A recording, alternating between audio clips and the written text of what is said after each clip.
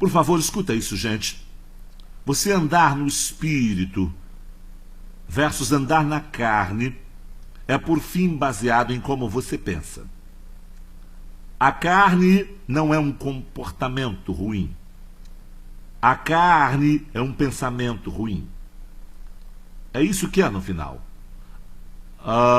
Você não comete a fornicação sem primeiro pensar nisso.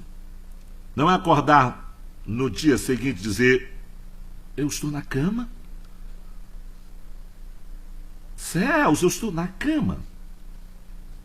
Sem minhas roupas, com minhas roupas saíram de mim. E olha, tem alguém do meu e não é minha esposa. Quem é essa pessoa estranha aqui comigo? Não, gente, você teve que pensar. Você tem que pensar, você entende? Um pensamento vagou por aí, você entende? O que você tem que ver aqui é que a carne não é um comportamento ruim, mas um pensamento. É um pensamento ruim. Eu quero que você pense comigo. É um pensamento ruim. A carne é um modo de pensar. A carne é um modo de pensar que se opõe à palavra de Deus. É um modo de pensar que se opõe ao amor de Deus. É um modo de pensar que se opõe à fé em Deus. É isso que a carne é. É um modo de pensar. Igualmente, o espírito, andar no espírito é por fim um modo de pensar conforme a palavra de Deus, um modo de pensar conforme o amor de Deus, um modo de pensar conforme a fé em Deus. Jesus disse: as palavras que eu falo são espírito e são vida. Veja, temos que ter cuidado com o que julgamos espiritual. Veja, muita coisa que vemos que as pessoas querem que pensemos que é espiritual, de fato não é espiritual, mas é papo. Porque se não for conforme a palavra, não é espiritual, é papo furado. Você está ouvindo? Deixa eu dar um exemplo. Ó Senhor, eu te dou louvor, pois Deus vai nos curar um dia, aleluia, e colabachama. Parece espiritual, certo? É da carne, porque não é conforme a palavra de Deus. A Bíblia diz: pelas suas pisaduras você foi curado. Você tem que crer e pensar de modo que ele diz que devemos pensar. Você está ouvindo? Então é um modo de pensar. E como você está pensando hoje? Olha, se você combater o que a palavra de Deus tem a dizer sobre a prosperidade e tiver essa mentalidade, então você não vai além do modo que você já decidiu pensar. Isso não vai acontecer. Deixa eu dar um exemplo aqui. Veja em Gênesis capítulo 12. Gênesis capítulo 12.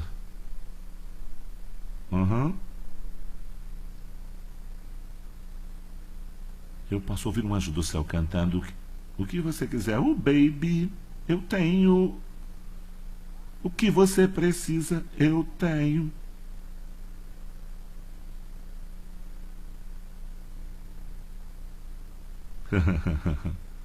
Então vamos voltar para o espírito.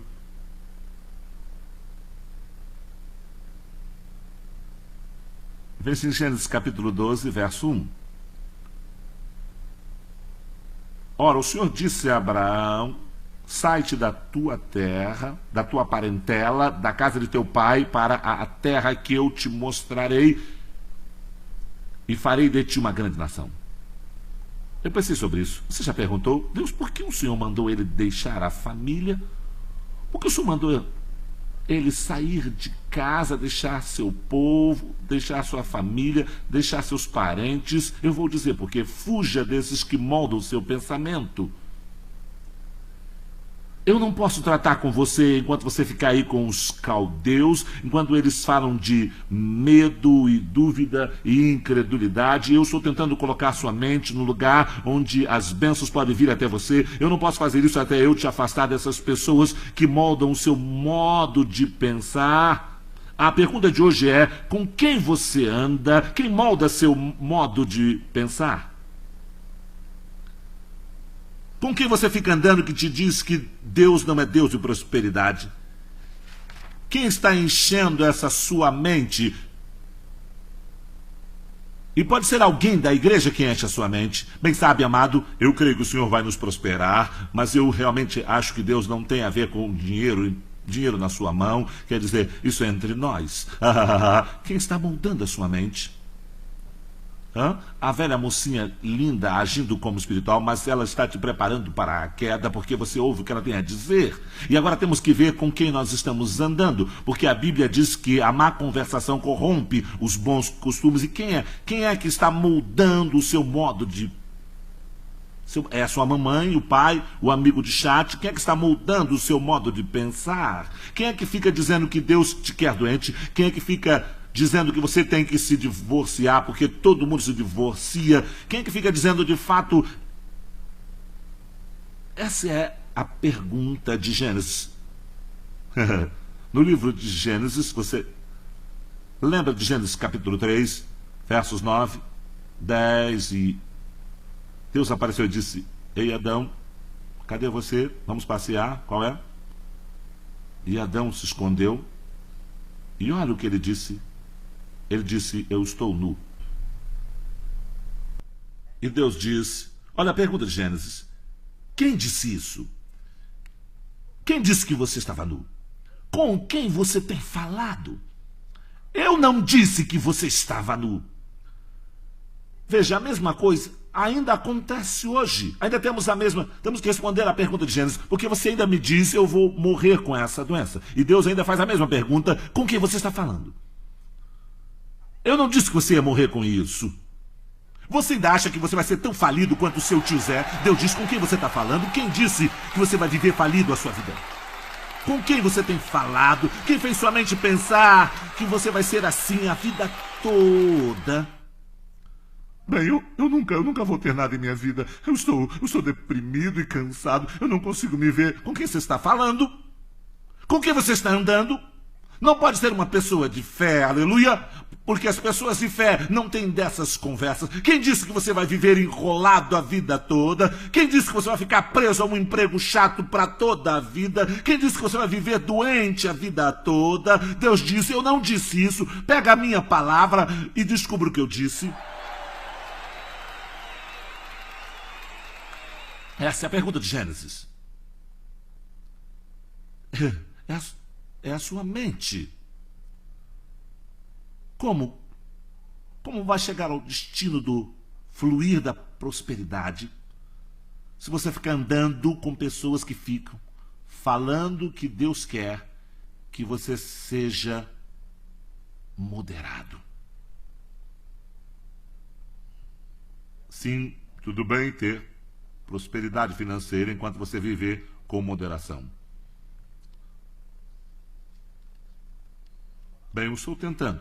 A Bíblia diz: sede seguidores de Deus como filhos amados. Outra versão diz: para copiá-lo. Mas quando eu vejo suas posses, elas não parecem moderadas. De fato, moderação é usada só 2 vezes na Bíblia toda. E nenhuma vez que dizer, sabe, chegar a esse ponto comum e ficar satisfeito. Nenhuma vez. Deus é extremamente exagerado. Eu sei que alguns estão pensando: não acredito que ele disse: eu sirvo a um Deus de excessos. Alguns aí, veja, eu estou trabalhando essa mente, eu estou tentando combater isso na sua mente. Aquela capetinha fica: não, deixa eu sair. Eu estou dizendo: Deus é um Deus exagerado. Não ouvi ele. Façam calar, ele vai calar, faz ele. Não, eu estou dizendo que Deus é um Deus exagerado. Ele fez ruas de ouro, ele é exagerado. E eu vou copiá-lo. Sim, eu vou ser extremamente bom, extremamente alegre, extremamente saudável, extremamente em paz, extremamente rico em cada área que você possa pensar. Aleluia! Eu não vou ter, bem, você só precisa de 2 carros, um para você e um para sua esposa. Não, eu não falo do que eu preciso. Deus já cuidou do que eu preciso. Eu estou falando sobre estar onde minhas necessidades serão supridas. supridas, eu vou ser suprido, eu vou ter de sobra para repartir com os outros, e o diabo vai saber que não queremos fazer parte do seu reino.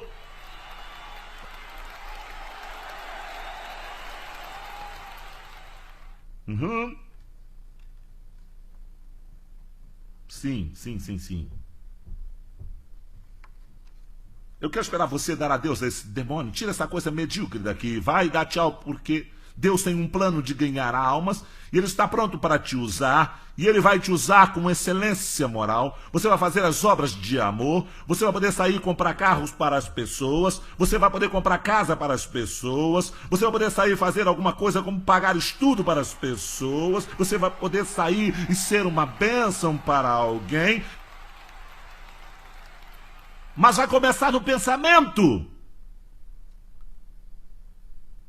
A prosperidade não pode ser sobre você. Não pode ser sobre suas casas, seus carros e suas coisas. A razão de eu dirigir o carro que eu quero é porque eu doei mais de 100 carros para os outros. Depois que você der 100 carros para os outros, você dirige o carro que quer.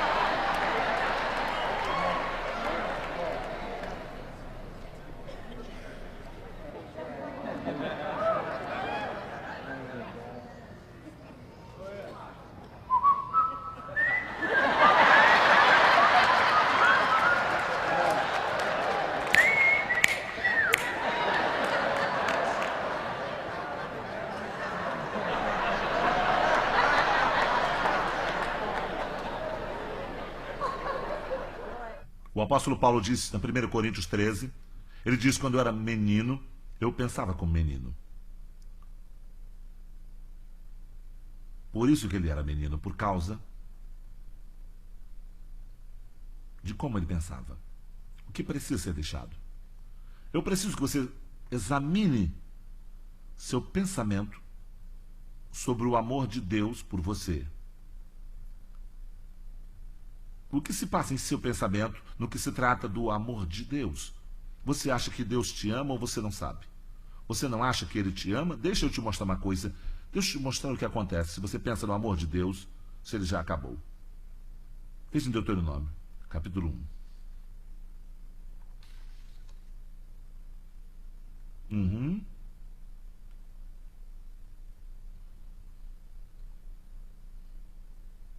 Deuteronômio, capítulo 1.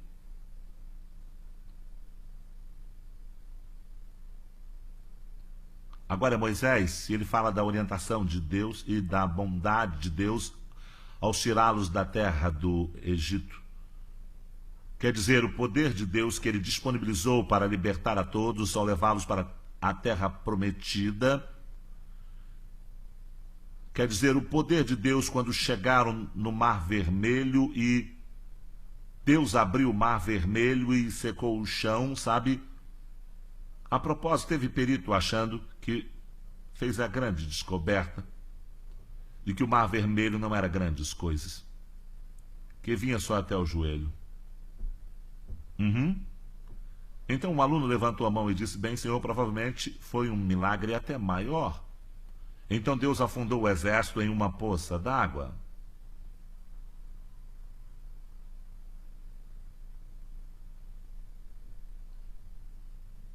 De qualquer modo, foi coisa de Deus. Você entende?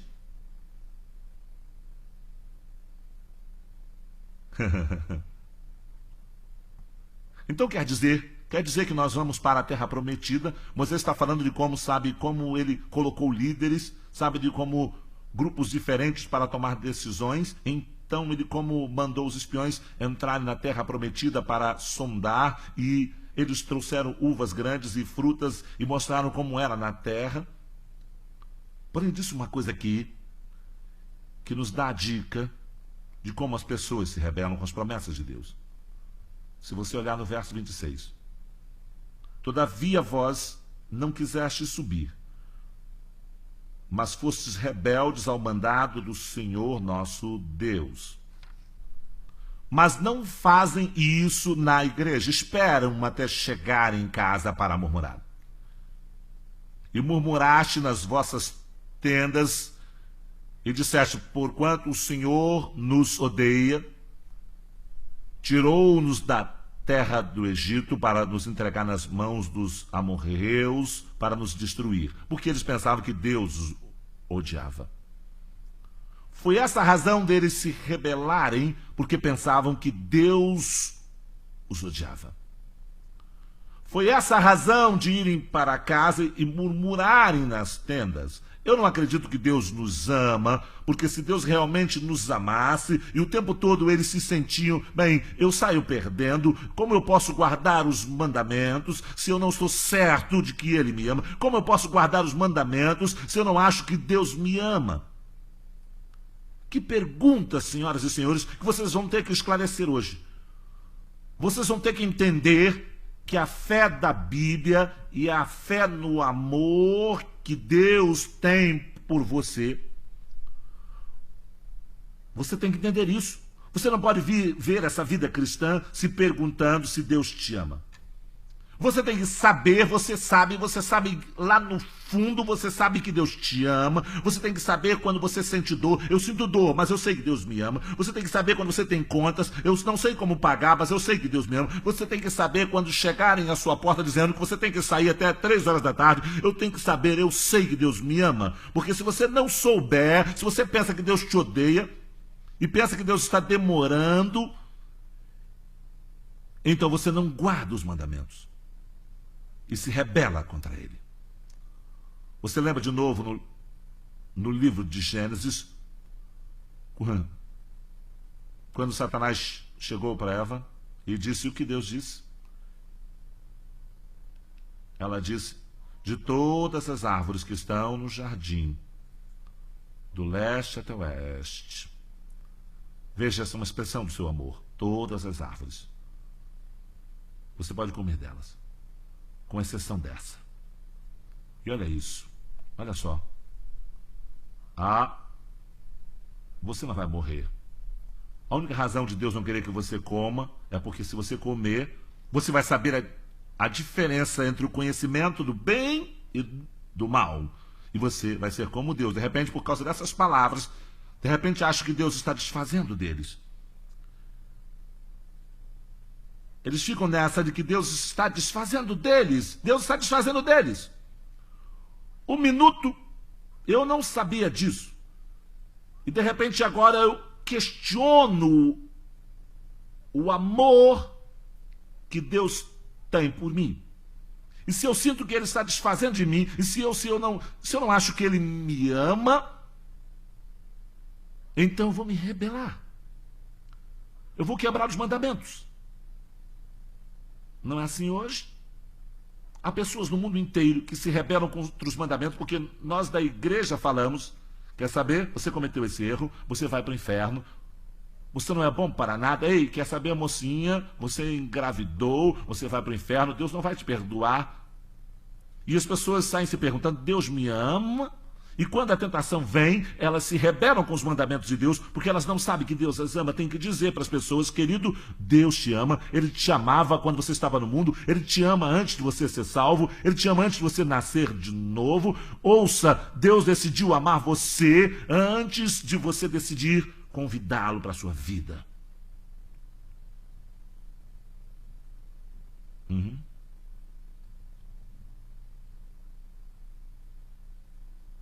Vá para Marcos, capítulo 1, verso 11.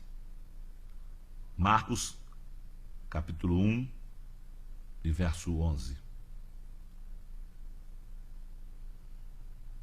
Deixa eu mostrar uma coisa.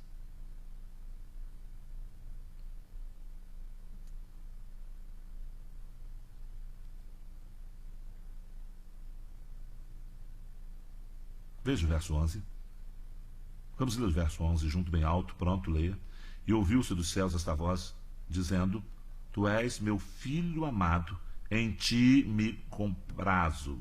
Eu preciso que você saiba disso antes de você abrir uma vista cega. Eu preciso que você saiba disso antes de você alimentar qualquer faminto. Eu preciso que você saiba disso antes de você curar qualquer aleijado. Antes de você fazer qualquer coisa, eu preciso que você saiba que eu te amo antes de você fazer qualquer coisa. E você não tem que fazer nada para ter o meu amor. Eu já te amo, eu já te amei antes de você fazer qualquer coisa. Eu já te chamei de amado antes de você operar um milagre. Eu já te chamei de amado antes de você abrir a vista cega. Eu já te chamei de amado antes de você fazer qualquer coisa boazinha. Eu estou dizendo que você é meu amado agora. Você não tem que fazer nada para ser meu amado. Você é meu amado agora. Eu te prometo nunca retirar meu amor. Todos digam bem alto: Deus me ama e eu sei. Fala de novo: Deus me ama e eu sei. Fala de novo: Deus me ama e eu sei. Deixa eu te mostrar mais uma coisa nessa área. Cantares de Salomão, capítulo 8.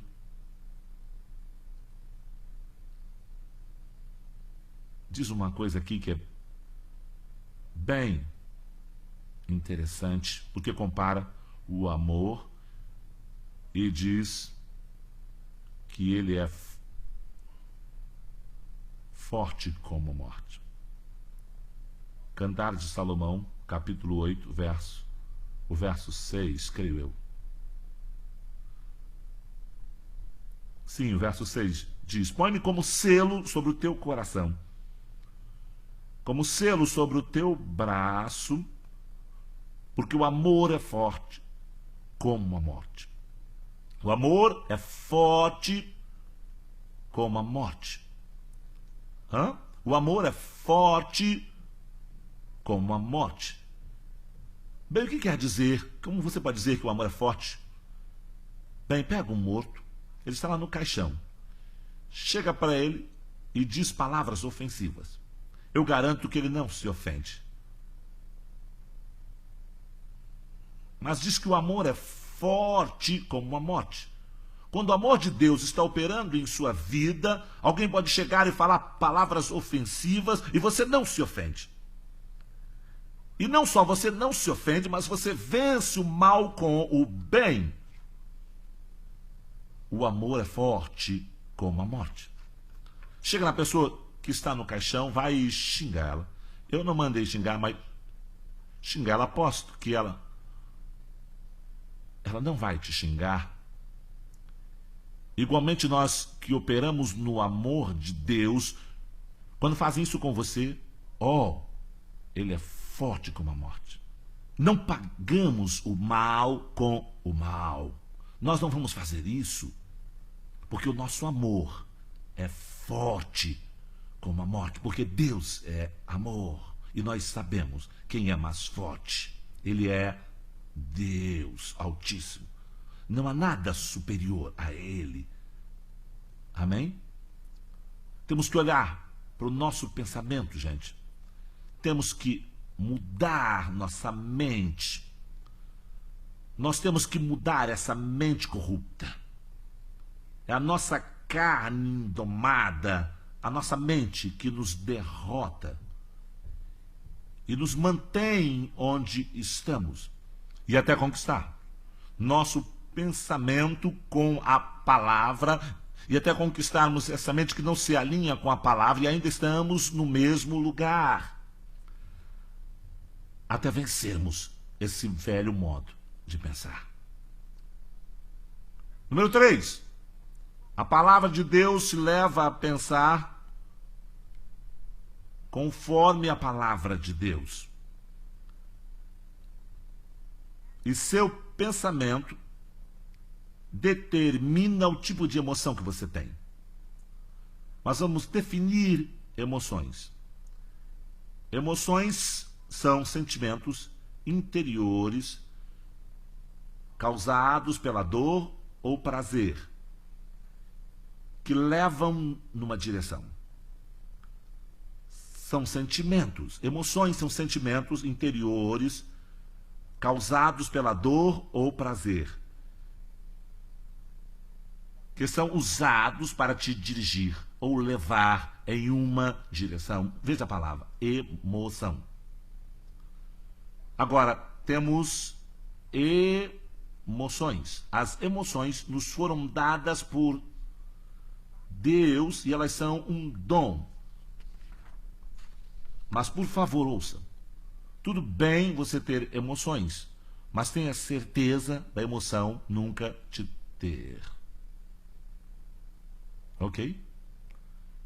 Jesus tinha emoções, mas suas emoções nunca o tinham.